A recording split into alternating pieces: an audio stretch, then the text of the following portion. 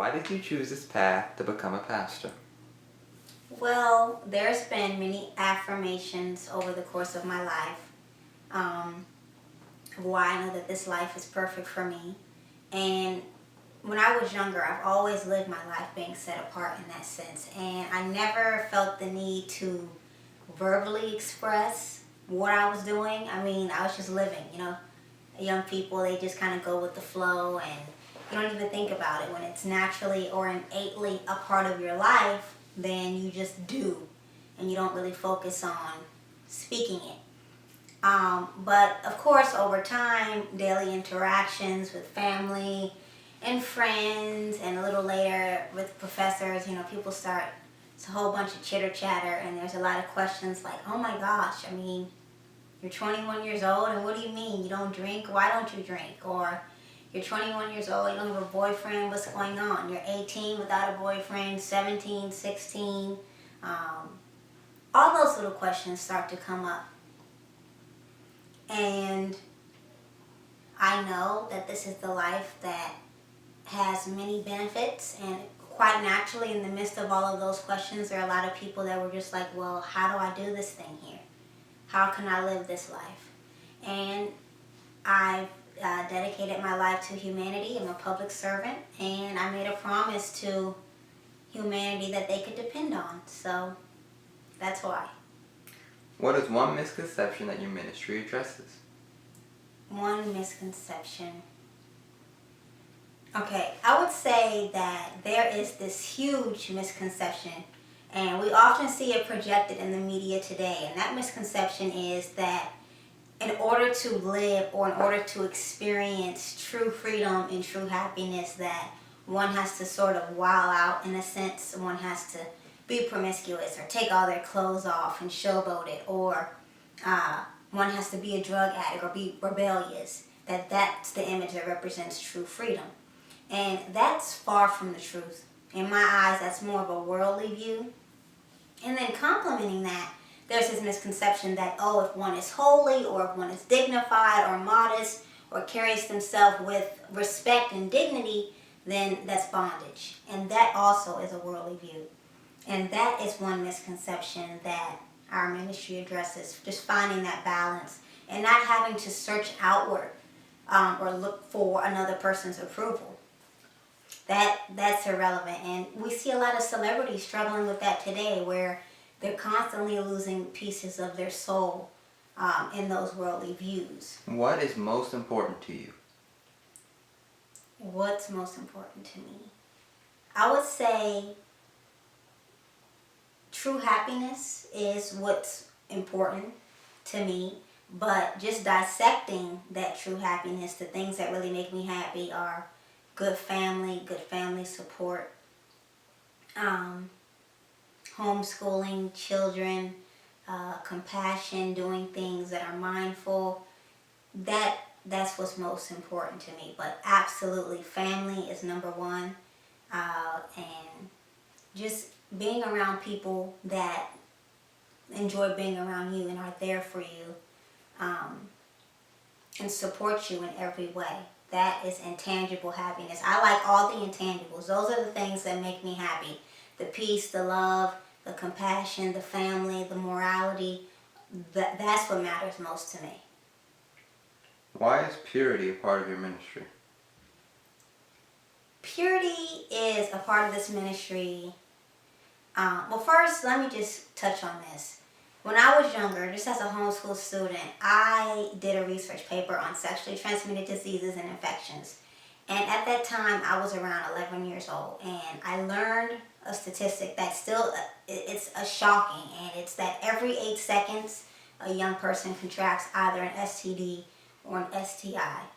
So the time is urgent, and the time is definitely now that young people understand the priceless benefits and how abstinence can impact their life positively.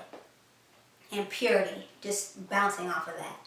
So, and this is, I can support this with statistics. I can support this with books. I can support this with other people's life story. But I practice what I preach. And with practicing abstinence for 21 years of my life, and with being a 21-year-old virgin, I can truly say that I have ethos in this, and I know that this is something that the young people, and just anyone right now who is even wanting to talk about abstinence or is having sex at this time, that's something that they can benefit from, is abstinence. It's truly a rewarding life, and it's something that humanity needs improvement on. It's a lot of people, they don't know the way yet. They don't know how to be around a group of people and still be able to stay true to their values or not want to succumb to their boyfriend or their friend's boyfriend. So it's valuable for society, and society definitely needs those teachings. So that's why purity is a part of this ministry. With your biological father in jail, Mm-hmm. how has that shaped your life? With my biological father being in prison since I was born, I would say that that shaped my life in many ways. However, I think two core values that have really been able to connect with my character would have to be, one, mindfulness, and two, compassion for all. One, mindfulness in the sense of living your life mindful and understanding that regardless of the actions that your parents or your grandparents may have done, that you can do things better. And that's one thing I think I always kept ahead of me, that I can be mindful. And also, as far as with being compassionate, loving each other and treating each other as if we all would want to be treated. So those are two things that how it shaped my life. And there are a lot of other children out there that have parents who are in prison. Right now, we know that there's more than 2.7 million children under the age of 18 with a parent that's in prison.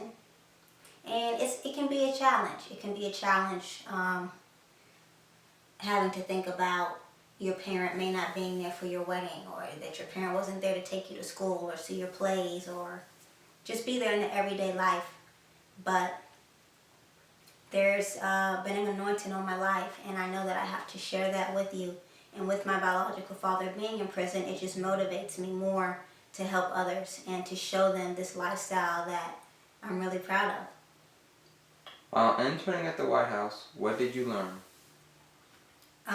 While interning at the White House, what did I learn? Okay, so I guess one of the great things that stuck to me was just how wonderful it was to be a public servant and to help the people in such a meaningful way. I think that's really important. I mean, at the White House, I was there 9 a.m. to 5 p.m., dedicating more than 500 hours to the American people. And I think that within itself was amazing. It was also good to be able to see how, to see the democratic process, right? Bringing people from many different views from all over the world, and to see the power of when people can stick together and operate on one mission, the goals that they can achieve and the causes that can flourish from that. There's always new and existing challenges every day. There's a lot of ebb and flow, peaks and troughs, but just being able to be there on a very personal basis to serve the American people was a magnificent opportunity. And it aligns with compassion and mindfulness, and like I said, the democratic processes. So that within itself, especially